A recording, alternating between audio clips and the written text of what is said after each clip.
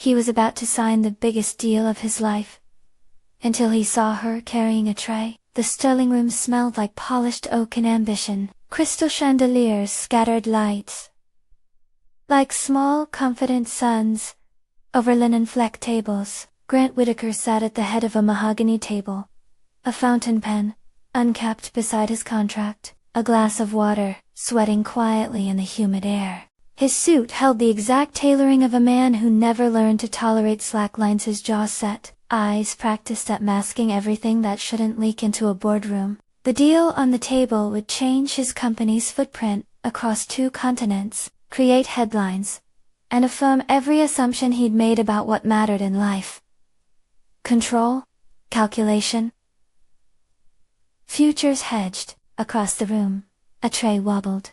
He noticed the woman before he recognized her. A pregnant silhouette moves differently, smaller steps, a hand over the low curve of a belly as if to steady both herself and the world. The waiter's tray caught in the light. The clink of cutlery became a line of sound that threaded to him. Grant's mouth went dry in a way the granite conference room had never taught him to handle. Irina. She moved through the tables with a practiced economy of motion, smiling where she had to, shoulders squared against scrutiny.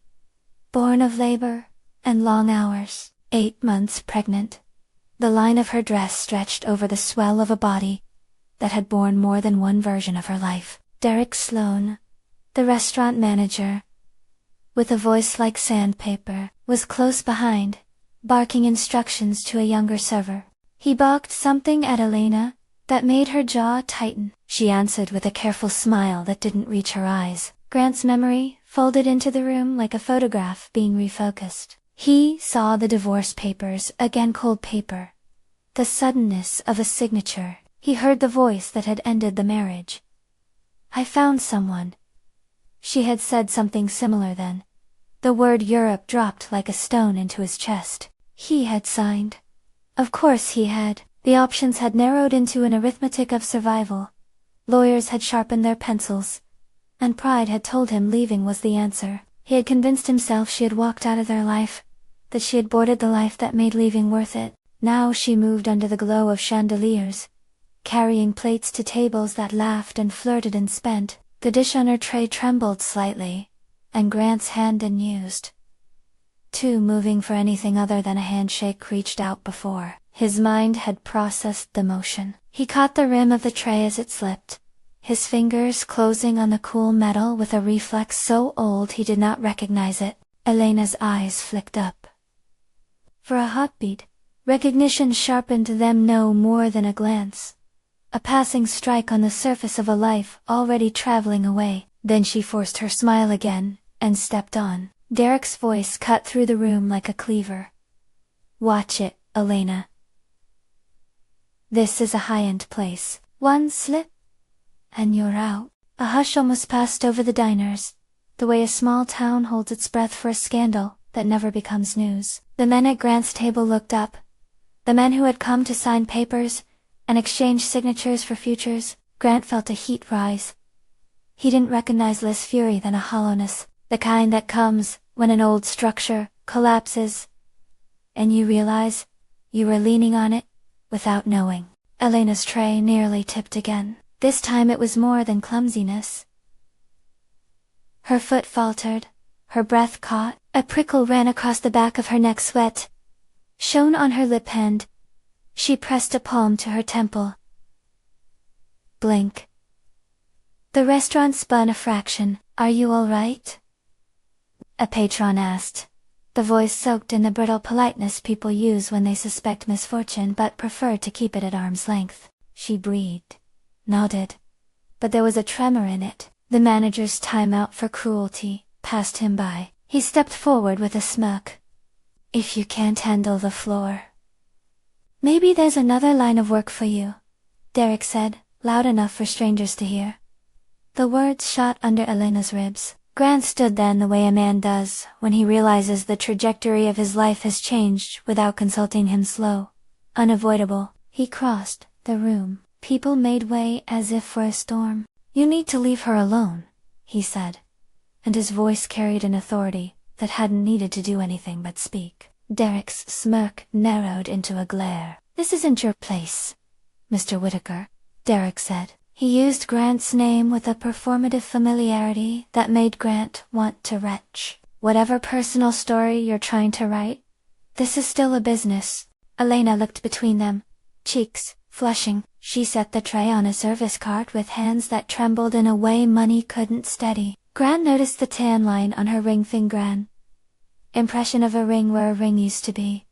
Like the mark time leaves on skin. She didn't throw him a look that suggested relief or fear. She looked at him with a level sobriety that made him feel suddenly naked. "It's fine," she said. Her voice was small, but steady. "I'm fine." "You don't look fine," Grant said. In the rawness of the moment, the freeze of the past returned to him. The night of papers, the locked office, the cold coffee. You left me." "No." She cut him off. Her hand went to her belly as if protecting something, and, in that motion, she made it plain that there was a life here that had not been his to abandon. "I didn't leave to hurt you." A ripple passed through Grant because, of course, she wouldn't say it in the way he had expected. She was waiting for something. Or withholding it. The tray slipped again.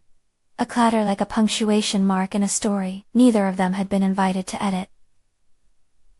Elena, startled and, for a moment, seemed about to break. The manager made a show of directing a young server to take her spot. That's when she turned and walked out, the hem of her dress lifting over worn shoes. Derek's laughter brushed the air, cruel and easy. Grant followed. Outside the restaurant's back door, the city's late afternoon light was thin and jaundiced. Alleys a patchwork of shadow and service doors. The smell of grease and sweat hit him, something honest and low and full of work. Elena leaned against a brick and closed her eyes. The pregnancy coat she wore had a small tea stain on the cuff. Her face was a map of careful endurance. A touch of everything that happens to someone who has learned to carry more than their own weight. "What are you doing here?" Grant asked. He tried for anger, and landed somewhere between bewilderment and a terrible, aching curiosity. She opened her eyes slowly. They were rimmed in tiredness. "Working," she said. It was a one-word answer that was both true and incomplete. "You left," he said, because the sentence had been sitting inside him. A rehearsed accusation. "You told me the was someone? You said you found someone. You left town." She laughed, but the sound was brittle, like glass scraped by a fingernail. "You packed your suitcase too quickly to notice the truth," she said. "You heard what you wanted to hear." Grant remembered then, with a sudden clarity that hurt, the night he found a folded note, and a receipt, and an empty apartment. He had taken the easy narrative then. She left for someone else. He had signed the papers the same way a man signs away pages he no longer wants to read. "So where did you go?" he demanded. If not Europe, then where? What happened?" She looked at him like someone measuring the danger of opening something that had been sealed shut for too long. Elena's hands were calloused at the tips, evidence of jobs he had never seen her do. He noticed for the first time the faint scarring along her thumb, pale raised lines where heat might have kissed skin, the concrete footprints of a life that had not needed his protection, until the moment he realized it did. "I stayed," she said quietly. "I never left. I kept our place for a while. Then I pawned things. I sold the ring. I took jobs I could find. She swallowed. The rest of the explanation lodged like a stone. "I tried to keep you safe." The words landed awkwardly, like someone thrusting a first aid kit at a man who didn't realize he was bleeding. "What do you mean safe?" Grant asked. Her face closed for a beat, as if she had rehearsed a way of saying it, and then decided it wasn't enough. "Do you remember the letters? The calls you thought were spam? The threats?" she asked. And when he looked blank, she huffed a brittle laugh. You don't read the news, she said. You don't have to, but there are men in this city who know how to make a life annoying. They like to make stories that could ruin people. Grant's hands tightened on his coat. He had spent years building a public life that didn't allow for smears, but it was easier, apparently, for someone like him to imagine betrayal than coercion. Who? He asked. She looked away, and then at him with a firmness that surprised him. Victor Hale used to make small calls, once, twice. He wanted money. Then, he wanted proof. He said if I didn't hand over things you loved, he'd make it mean something else. He said you'd be embarrassed.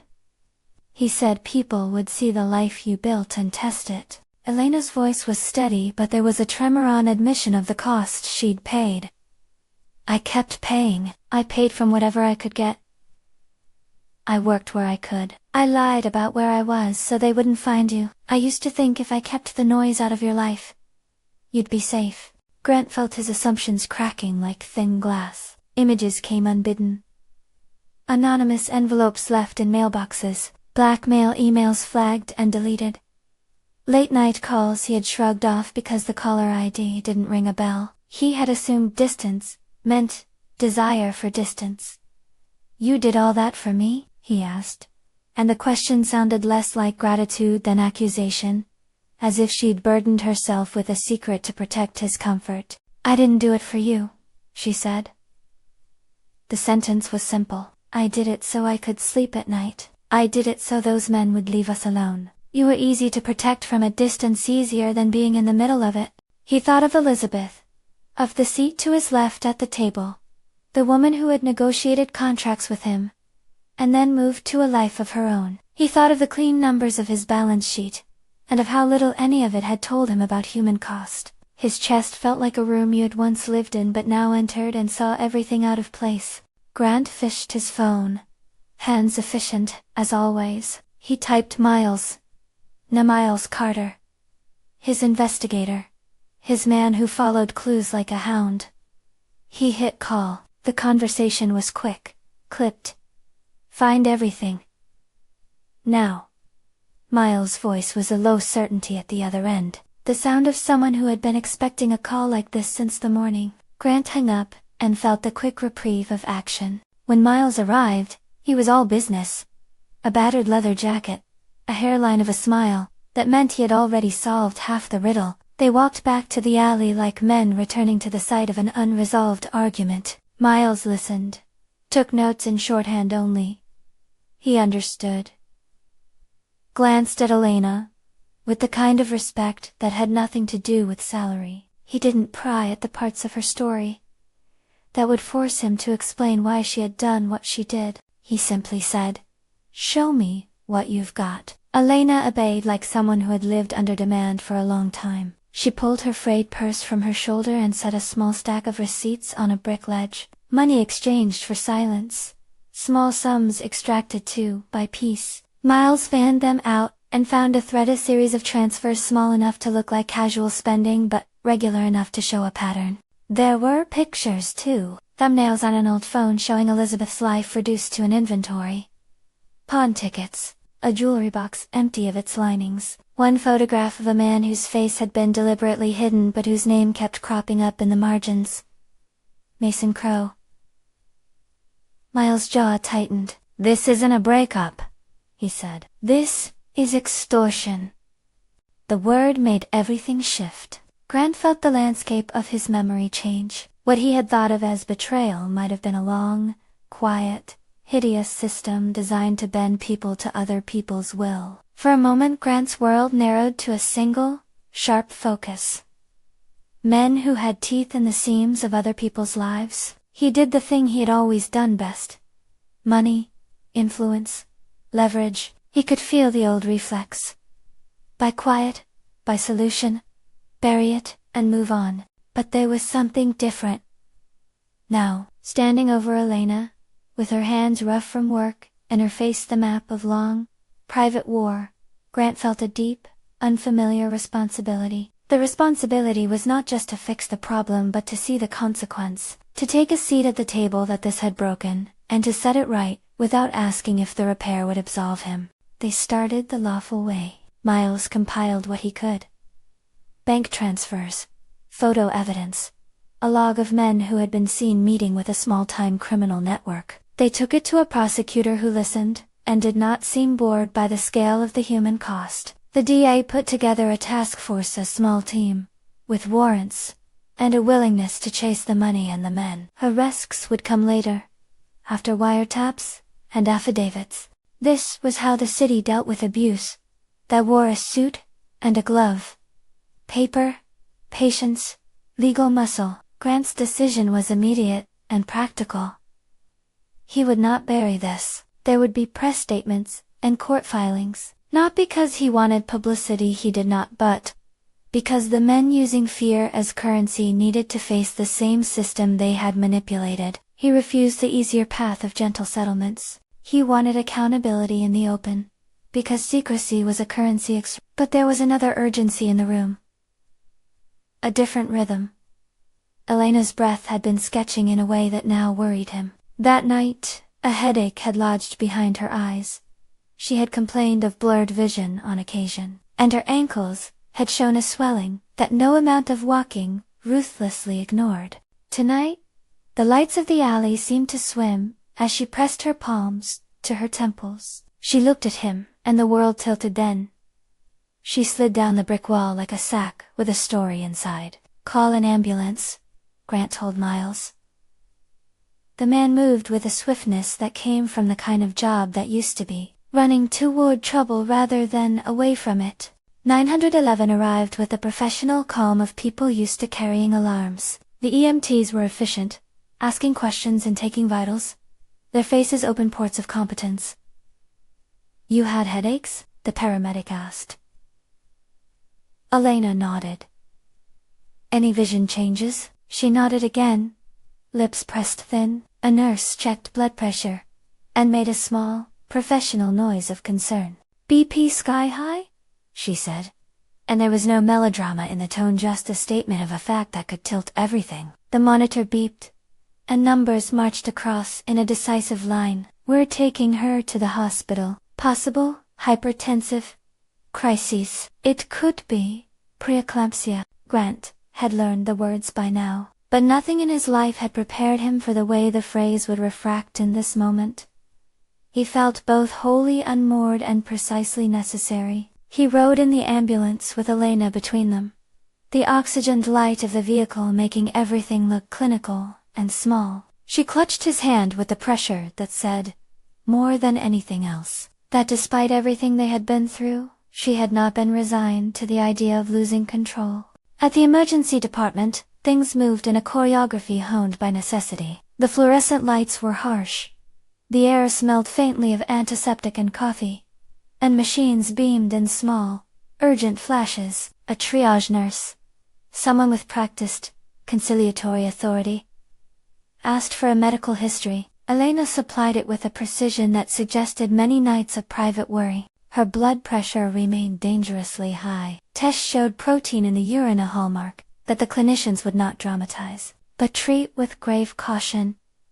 Severe preeclampsia. The doctor came in briskly, and spoke in a language that was both technical and human. Severe preeclampsia can escalate quickly, she said. We have to consider delivery if the condition is endangering either the mother or the baby. We'll monitor, but we need consent to move forward.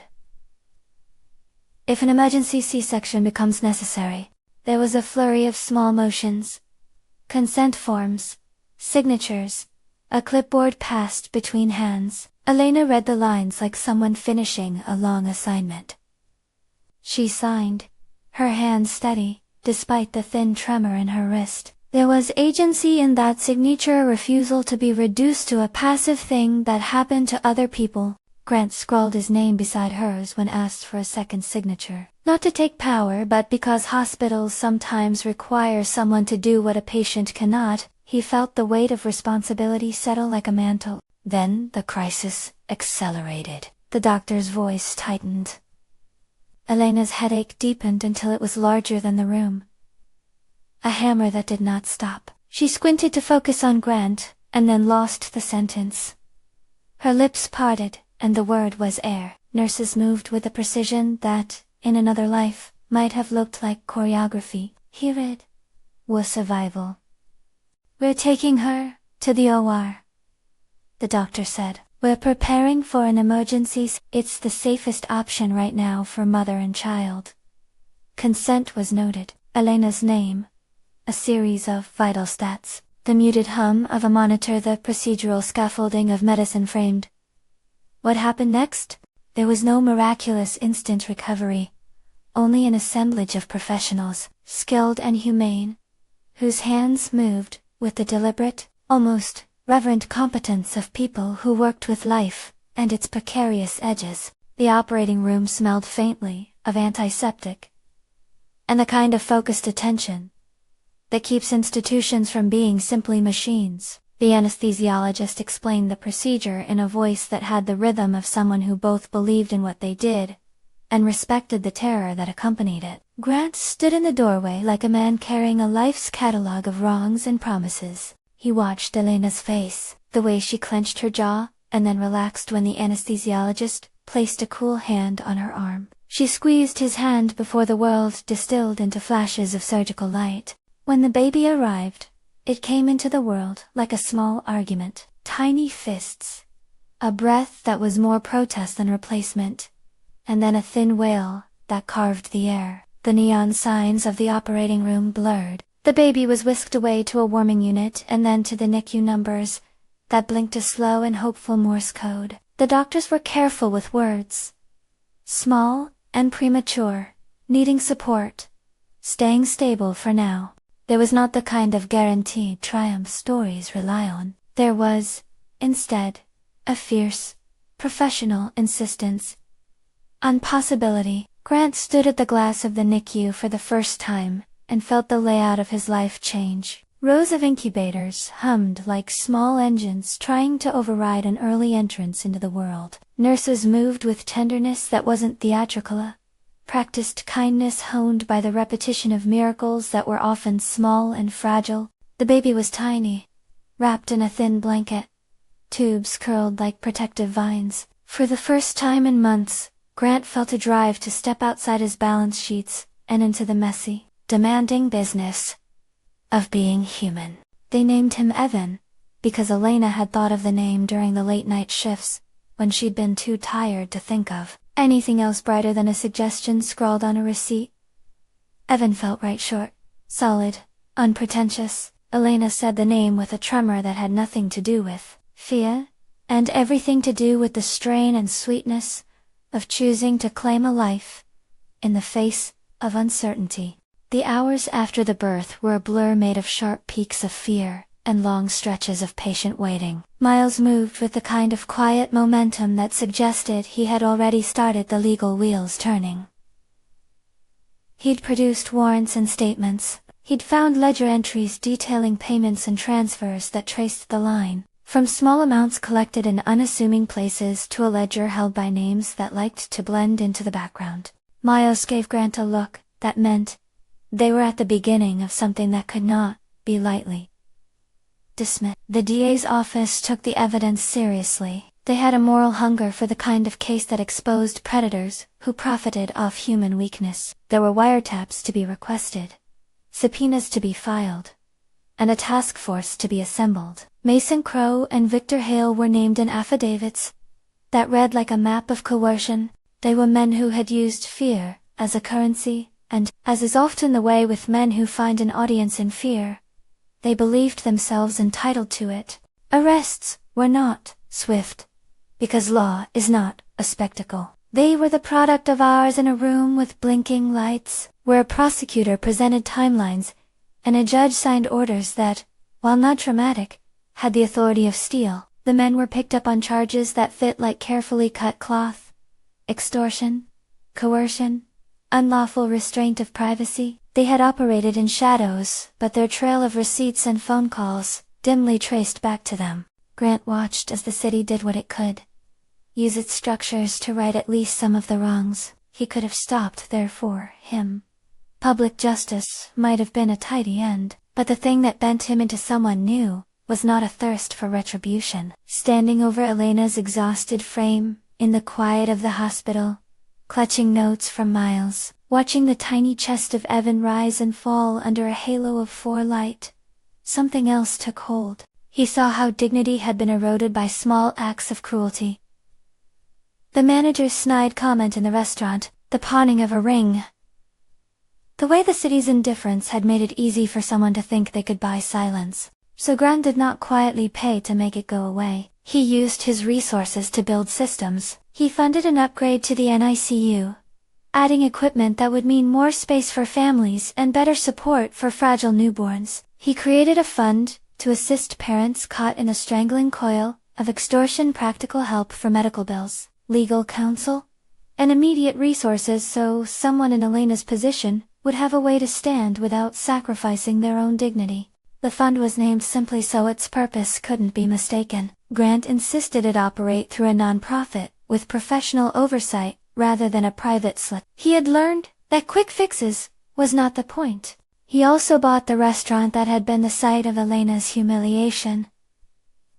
It was not a symbolic move, he told himself, it was practical. The staff needed employment. The neighborhood needed businesses that treated their workers with respect, and the manager needed to be held to account for a culture he had fostered. Grant turned the purchase into something that respected Elena's agency. He did not place her on a pedestal, nor raise her into a symbol. He consulted her. They turned the restaurant into a place where the staff had dignity clauses written into contracts, where worker committees had a voice in scheduling, where health benefits were not an afterthought. The reopening day was simple, not showy. Elena stood by his side, not as an ornament but as a partner in the building of something that repaired harm. There were court dates and depositions, and the legal system did what it could to hold Mason Crowe and Victor Hale accountable. The men were found guilty on counts of extortion and sentenced in ways that acknowledged the damage they'd wrought. There was no sense of triumphant gloating from Grant. He saw the arrests as a narrowing of the bandwidth for predatory men and a reinforcement of the idea that power misused would meet consequences.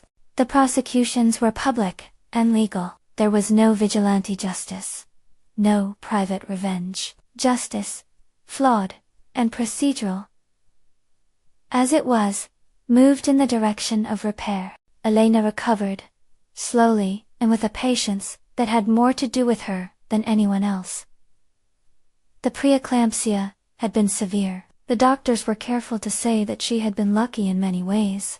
That early intervention had made a difference. She made it back to strength with stitches of fear and relief running alongside. She did not become a porcelain figure set on a shelf for Grant to admire. She was hoarse with work, with nights at the hospital, with the fierce kindness that a mother develops when she has had to carry the weight of another life under threatening skies. Evan grew into the household with a stubbornness tiny babies have. He was small, then larger, then a child who liked to grab a page from a book and tear it in perfect, studying motions. He fit into their life not like a missing piece finally found but like a fresh paint job on a house that had been lived in. Some things showed the paint, other things were still lived in and real. Grant changed. Too, not in the way of dramatic billboard speeches, but in the quiet logistical motions of daily life. He stopped calling his team to ask what their quarterly returns would be if a philanthropic initiative reduced their tax burden. He stopped asking how long a program would take to show a marketable return. He measured differently. By nights when nurses could sleep, because they had enough staff. By parents who could breathe, because a fund meant they weren't completely alone. Elena's dignity was restored in the little ways that mattered. She kept her job when she wanted to, and didn't when she didn't. She had a say in the restaurant's hours and programs. She sometimes worked shifts, there on quiet afternoons, not as a spectacle but as a woman who had known both sides of a counter and understood the small economies of people's lives. Grant watched her do it, and felt an emotion that was not regret, and not triumph, humbled reverence, that ran through him, like light through a prism.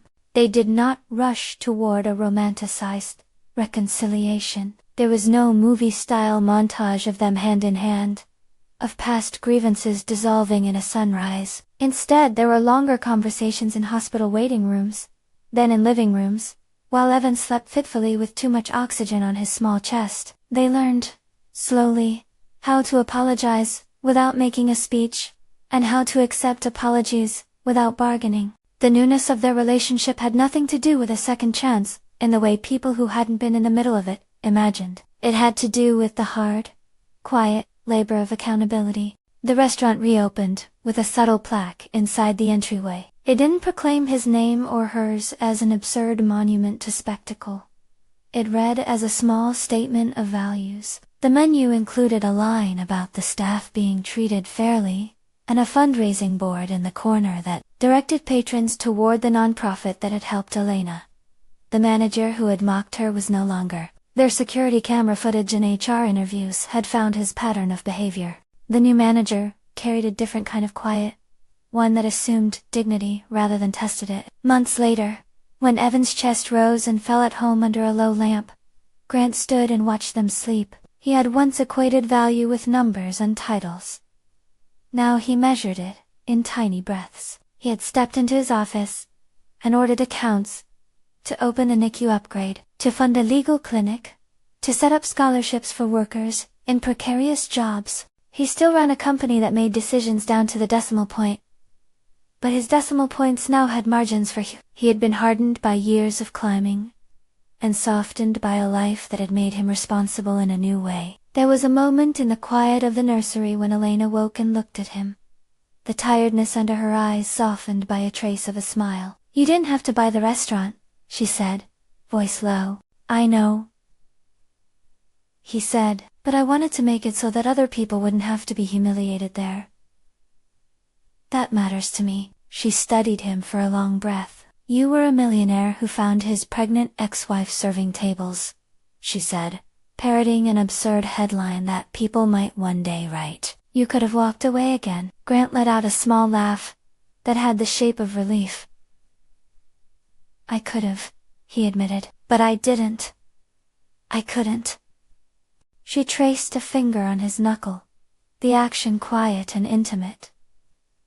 "We didn't save each other," she said. "We did what we could."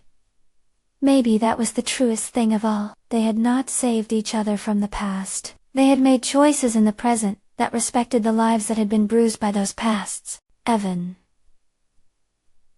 grew. The NICU's upgraded equipment sat like silent, patient witnesses 2 nights of worry, overcome by nursing competence.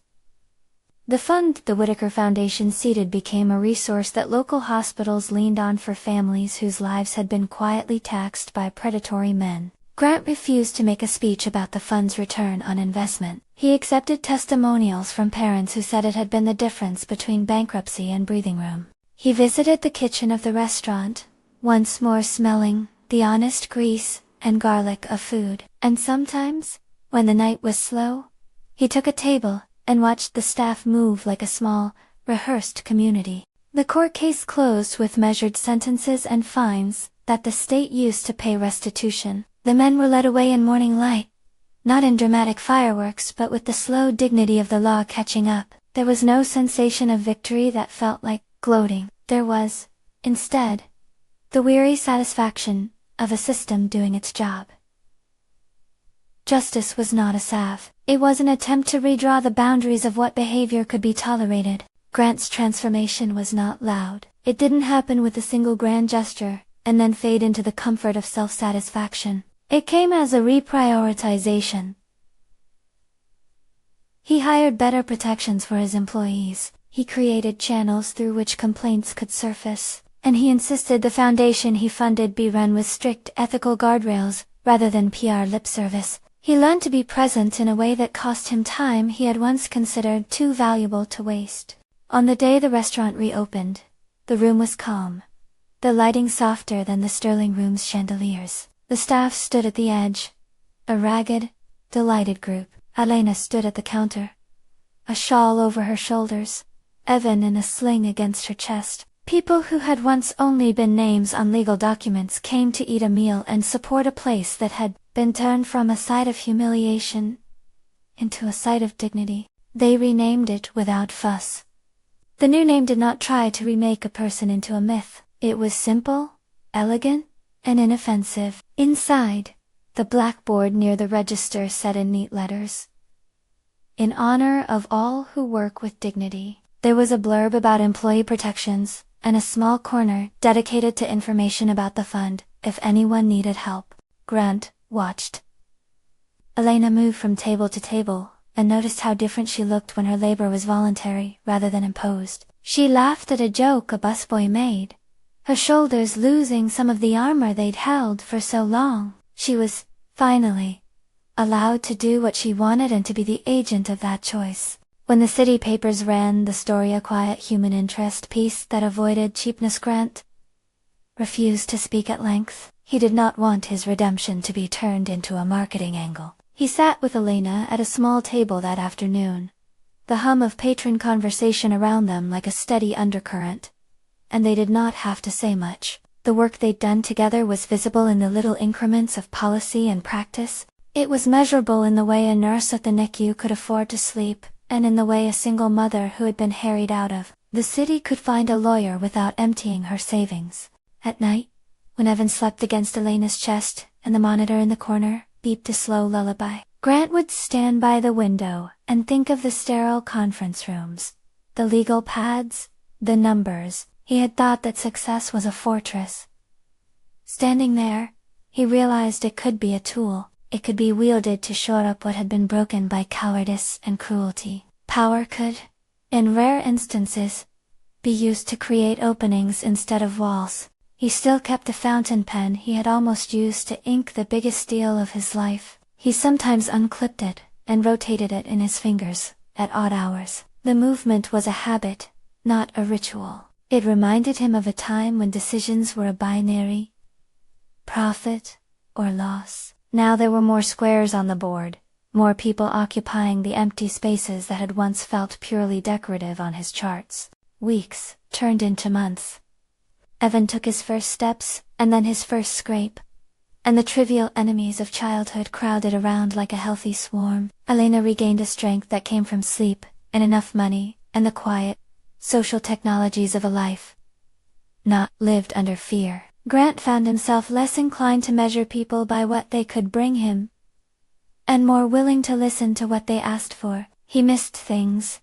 Of course, he had not been a perfect man, no one was. But he was someone who had been shaken loose from a comfortable story, and chosen to do something that required more than checks and press releases. In the quiet home they made, where legal pads and high-stakes calls occasionally interrupted life, there was a new conversation open to them that had not been there before. They spoke about boundaries, about responsibilities, and about how neither of them wanted the past to call the shots anymore. They had small fights and larger reconciliations, and a habit of returning to the pragmatic. What needed fixing? Who could they help next? When people asked Grant about the moment that had changed him the night, he saw Elena serve tables like an ordinary life that had been eaten by extraordinary hardship. He would answer in a way that had none of the flourish he used to enjoy. "I saw someone who had been carrying something I couldn't see," he would say. "I realized I had been asking the wrong questions for a very long time." And sometimes, when a reporter pushed for a single sentence that summed his transformation, he said, "I learned that dignity costs something, and paying that cost is not charity, it's responsibility." There were small acts of restitution that mattered. The restaurant workers who had been rehired under fair contracts, the fund that paid hospital bills, and legal retainers. The public statements that didn't just make apologies but committed to policy changes. There were also quieter, intangible shifts. Grant stopped, assuming distance equaled indifference. He stopped letting stories tidy themselves into convenient narratives. He practiced asking questions he had previously ignored, and he started listening for the answers. One afternoon, near a window where late light painted the room a soft gold, Elena and Grant sat with Evan between them. He had just blown a small raspberry and laughed, the sound of it making the room feel like a place where nothing else mattered. Grant watched Elena trace a small shape on the baby's blanket, the motion precise and affectionate. He felt an old ache in his chest that had metamorphosed into something almost recognizably like peace. "You saved us," Elena teased softly, the corner of her mouth lifting. "No," Grant corrected.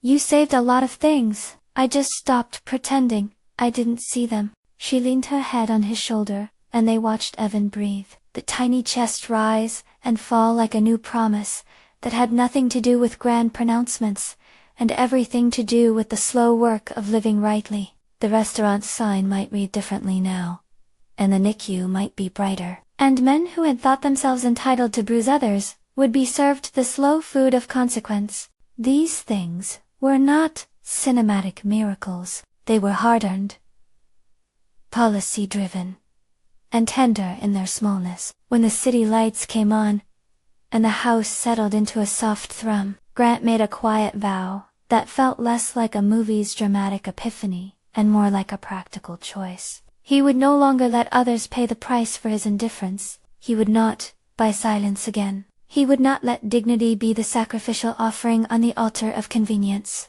He also understood, finally, that seeing someone suffering did not always demand that he rescued them. Sometimes it demanded he stand beside them, empower them, provide structural support, and allow agency to remain with the person who had been harmed. That distinction, subtle and profound, marked the difference between a payoff and true restitution. As the house darkened, and the sound of Evan's small breaths filled the room with the most ordinary kind of miracle, Grant and Elena sat with the steady knowledge that their lives had been altered in ways neither could have predicted.